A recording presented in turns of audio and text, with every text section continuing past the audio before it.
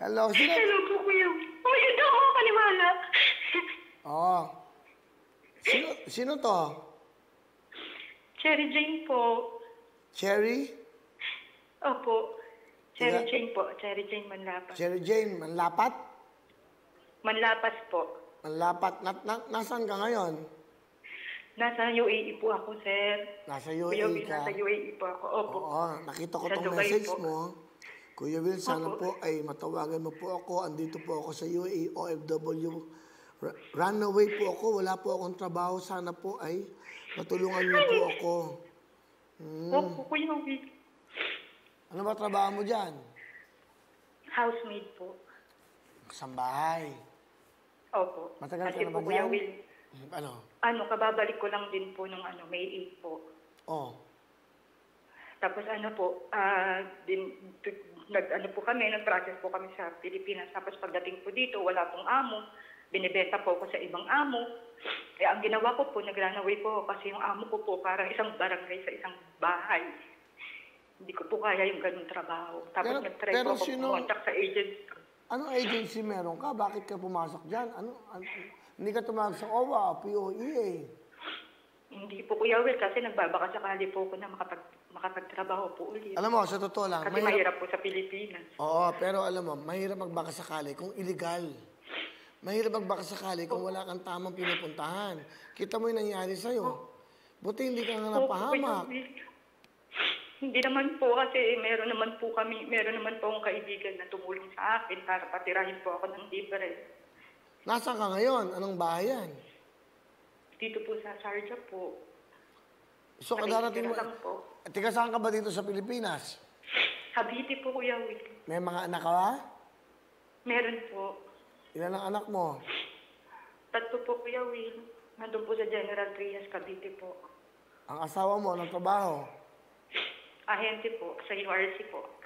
So, ngayon, pinayagan kang bumiyahe dyan sa UAE. Opo, ayaw niya po nung una, kaso po sobrang hirap po kasi ng buhay namin dyan. Kaya po, nagdesisyon po ako na umalis. Kasi nangungupahan lang din po kami. Ay, hindi ako makapaniwala. Well, buti natawagan kita. Nandiyan ka ngayon. Opo, Kuya Will. Maraming salamat po. Kasi kahit sa Pilipinas, may message po ako sa inyo. Sa Facebook po, sa YouTube. Pero hindi po ako nagpipili. Ano bang gusto mo? Ano ba hinihiling mo? Makauwi po ng maayos, tapos magkaroon po kami ng punan para hindi na rin po ako aalis. Kasi bata pa po yung anak ko, Kuya Will, kakapanganak ko lang po. Ako, ilang buwan? 3 months old pa lang po yung bunso ko po. 3 months po. Diyos ko, sino magpapadede doon? Ano ka ba? Ba't mo iniwan?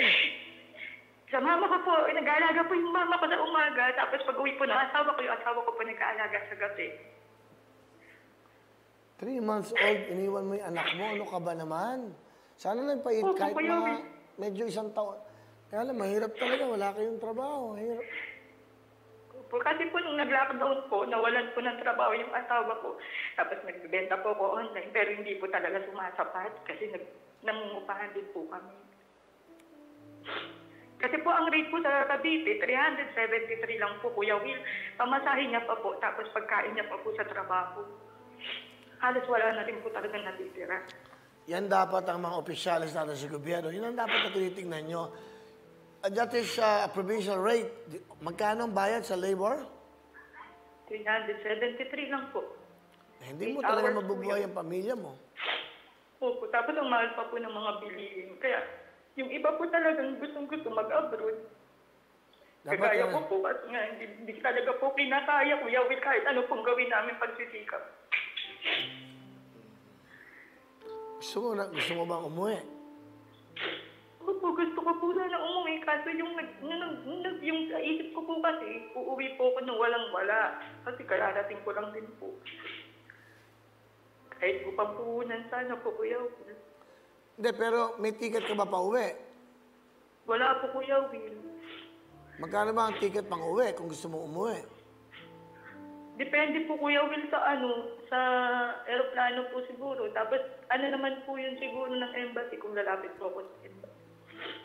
Ano, yung eroplano walang pakpak, magkano yun? Naloko lang Hindi ko kita. pa alam. Gusto mo, ganito. Sige. Sa ngayon, makakahanap ka ba ng trabaho mo dyan sa tingin mo kung di ka uwi? Pero mahirap, magiging illegal ka. Opo, kasi yung ano ko po, yung passport ko po kasi nasa agency ko, Kuya Will. Sinusubukan po namin kausapin para sa passport ko. Okay, para sa makauwi ngayon, sana ako. anong kailangan mo? Kung di ka makakauwi. Sa pamilya ko po, Kuya Will. Para po sa kanila. Kasi matanda na rin po yung mama ko, nag-aalaga po sa mga anak ko. Pero Kuya Will, gusto ko na rin umuwi kung magkakaroon naman po ako ng puhunan. Kasi yun lang naman din po yung inaabol ko. Kaya po ako nag-abroad. Sige, Kasi ganito. hindi na po kami nangungutang.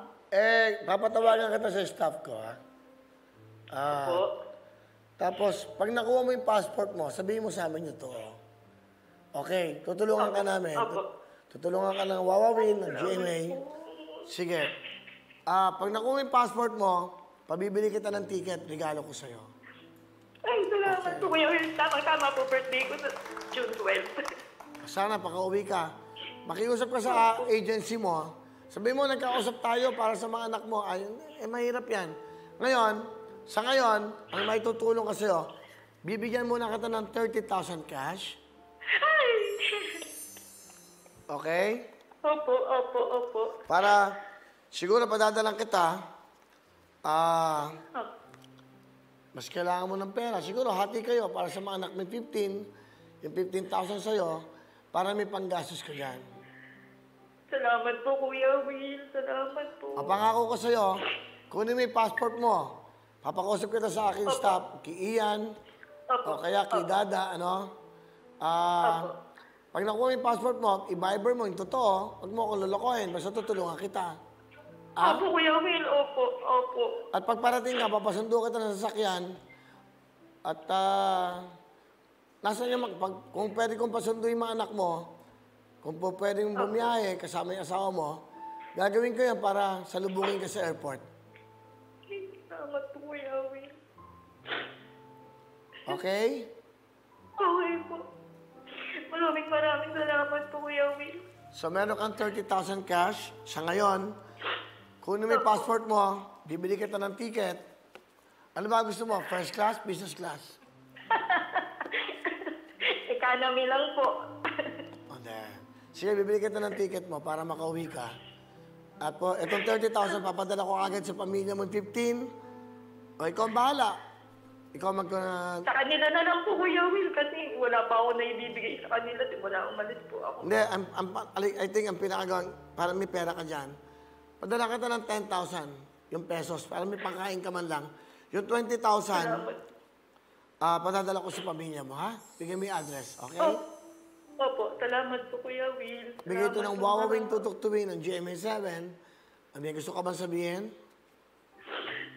Maraming salamat po. Unang-una sa Panginoon kasi hindi niya po ako pinapabayaan kahit ano po yung mangyari. Pati yung pamilya ko. Pangalawa po sa inyo, Kuya Will, maraming salamat kasi napansin niyo po yung message ko at sa GMA7 po. Maraming salamat po sa inyo. God bless po, Kuya Will. Sana mas marami pa po kayong matulungan. Nakadaya ko po. Maraming salamat. At padadala ko din yung mga anak mo ng tablet, ha? Yay! Tapos, jacket, papadala ko yung pamilya mo, mga bata, para maalala nyo kami. Sa may jacket na papadala sa mga anak mo, 3, sa asawa mo. Tapos, basta ako coordinate ng staff ko sa'yo, may 30,000 ka cash. Kunin mo yung passport mo, ibibili ka namin ng ticket. Okay? Opo, Kuya Will. At meron ka. Sige, mag-ingat ka dyan. Salamat po. Kayo din po. Bye, salamat. Po. Ano pangalan mo ulit? Okay po. Ano pangalan mo ulit? Cherry Jane Manlapas po. Cherry J. Manlapat. Sige, ingat ka dyan. Apo.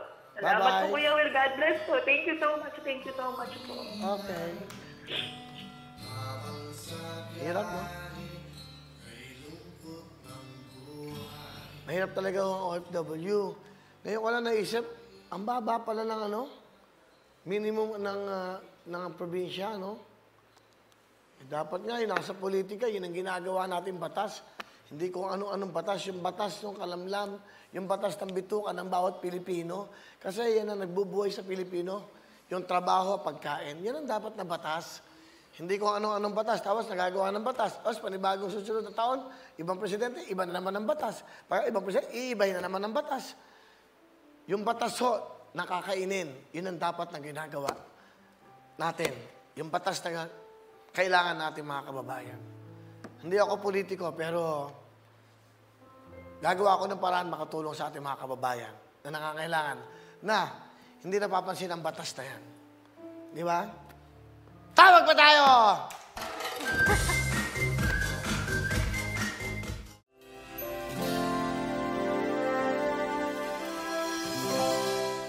Hello mga kapuso! Ako po si Ipon. Minabati ko unang-una dyan mga kaipo natin, mga kaskwami ko dyan. Nagustuhan nyo ba ang video na to? Marami pa kaming inanda para sa inyo. Mag-subscribe lang sa Wowin YouTube channel.